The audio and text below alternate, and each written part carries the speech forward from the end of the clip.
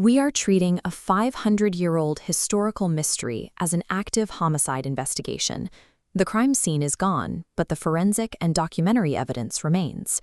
The victims are two brothers, King Edward V, aged 12, and Richard, Duke of York, aged 9. Both were last confirmed alive in summer 1483. Following the sudden death of their father, the young King Edward was brought out from Ludlow Castle, his secure childhood residence, to take the crown. Both boys were transferred to the capital's ultimate state fortress, the Tower of London. They resided in the royal apartments, effectively under heavy guard. The law surrounding their status was absolute. Under the Treason Act of 1351, killing an anointed monarch is high treason, punishable by being hanged, drawn, and quartered. Whoever eliminated the boys committed a supreme sacrilege against both the state and the divine architecture of medieval society. A crime of this magnitude required a meticulous structural cover-up. The primary suspect in our profile is the boy's uncle, Richard, Duke of Gloucester, who would soon take the crown as Richard III. His motive is a matter of public record. Richard leveraged a legal petition known as the Titulus Regius to declare his nephews illegitimate, stripping them of their royal status and clearing his own path to the throne. He also possessed exclusive opportunity. As the designated Lord Protector, Richard held absolute administrative control over the Tower of London, dictating exactly who guarded the boys and who had access to them. Furthermore, this fits the historical modus operandi for regime change. From Edward II to Henry VI, deposed English monarchs routinely died in captivity. A living ex-king provided a dangerous focal point for rebellion. History has already recorded a guilty verdict against Richard III for these murders. But we are reopening the cold case file today to rigorously cross-examine the foundational historical evidence that secured that original conviction. Because a deposed monarch posed a continuous existential threat to the new regime, their physical elimination was a systemic necessity for medieval political survival. The historical consensus relies heavily on a single piece of written testimony, the history of King Richard III, compiled around 1513.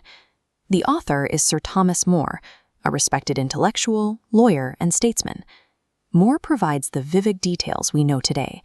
He wrote that agents named Miles Forrest and John Dighton stole into the boys' chamber, smothered them in their bedclothes, and buried them at the stair foot, meetly deep in the ground under a great heap of stones.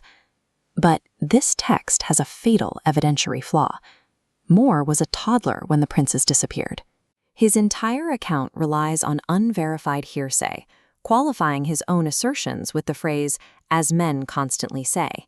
He also held a massive conflict of interest. Moore grew up in the household of Richard's avowed political enemies and was writing directly for the Tudor court of Henry VIII. This is state-sponsored propaganda. The Star Witness was politically incentivized to legitimize the Tudor dynasty by retroactively demonizing the prior Yorkist regime. Forensically, his testimony is compromised. The second major pillar of evidence is a confession. In 1502, a servant named Sir James Tyrrell allegedly admitted to the crime. Tyrrell supposedly confessed to organizing the murders on Richard's direct orders while he was imprisoned in the Tower, awaiting his own execution for treason. There is a severe legal flaw here, a total break in the chain of custody. The physical document of Tyrrell's confession does not exist, and it was never produced or cross-examined in a court of law. King Henry VII had every reason to fabricate or coerce this statement at that exact moment. He needed to eliminate the rising threat of Yorkist impostors claiming to be the surviving princes.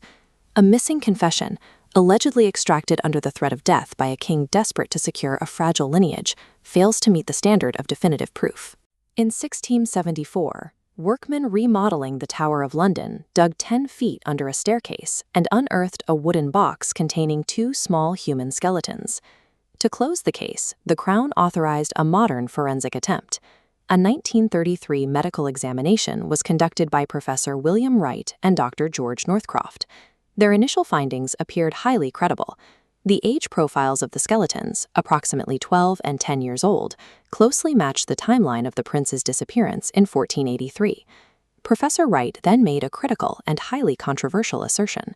He claimed that a specific discoloration on the facial bones of the elder child was definitive proof of death by violent suffocation. Contemporary analysts reject this. Under modern forensic standards, this stain is far more likely the result of the burial environment or natural decay, not a blood stain resulting from asphyxiation. The 1933 examiners allowed Thomas More's 400-year-old literary narrative of smothering to dictate their scientific pathology. They forced the data to fit the legend. The definitive case against Richard III collapses, relying entirely on hearsay, an undocumented confession, and biased pathology. Richard remains a logical suspect, but lacking forensic proof leaves alternatives: the ambitious Duke of Buckingham or King Henry VII, who needed rival claimants wiped out. The historical case against Richard III would be immediately dismissed by a modern grand jury.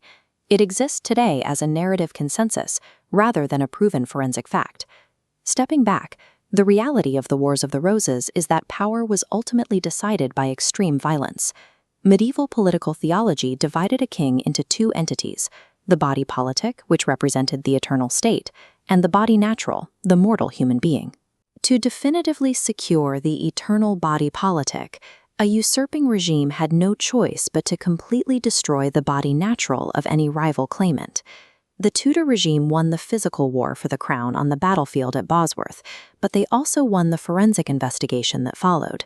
History is written by the victors. The victors write the testimony, log the confession, and permanently secure the guilty verdict for posterity.